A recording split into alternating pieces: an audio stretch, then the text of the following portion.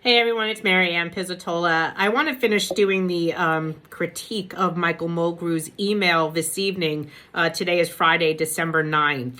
So this afternoon, late this afternoon, early this evening, he sent out another email. I already did one video on one part of it. His is the other part, and this should probably close it up. So he says that there's a decades-long approach to finding creative ways to rein in health costs. Well, you don't rein in health costs by selling off the retiree health care plans of your retirees. You just don't do that.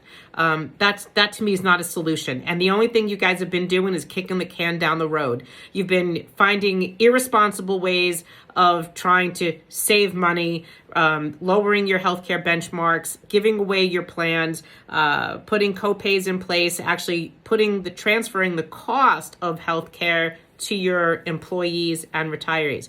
That's not a creative way. That's a lazy way of doing it. We've told you both several times, you, Mr. Mulgrew, and Henry Garrido, that while you do a state that you put out an RFP for the active workers plan to see if there's something more competitive or maybe to get Emblem to be more competitive. But we've also been telling you that the senior care plan is also a little bit higher than it should be. We have noted that on the marketplaces, you can find an individual Medigap plan for what the city is paying for our Medigap plan.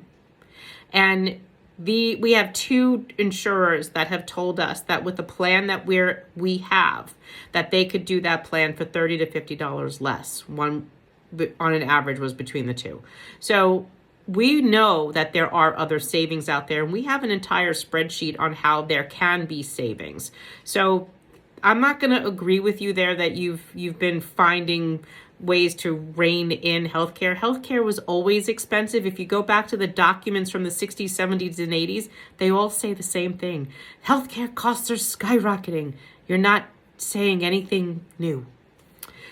You also said that not to worry, that you would never agree to a plan unless it's as good as or better than what we currently have.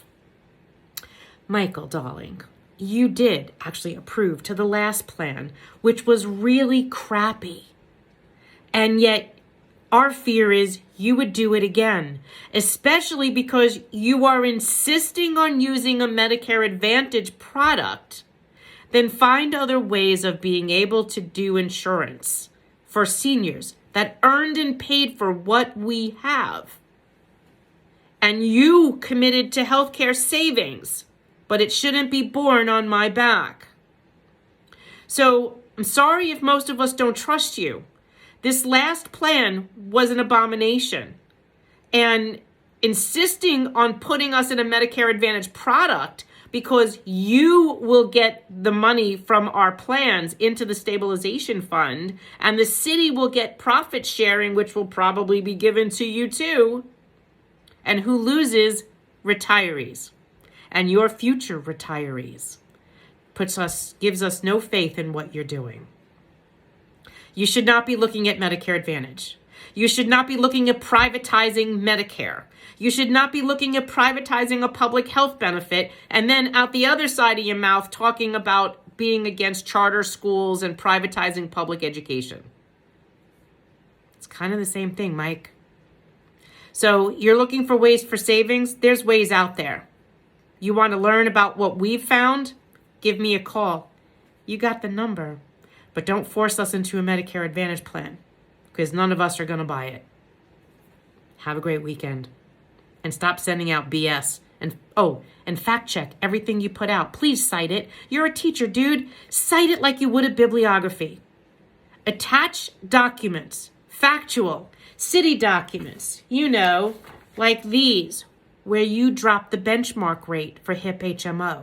You agreed to that. For your raise. You got the raise, but then your people are paying more copays. And it reduced the options that they have up to the HMO benchmark now that would be under the benchmark. We didn't do that. Fact check, source, cite. Peace out.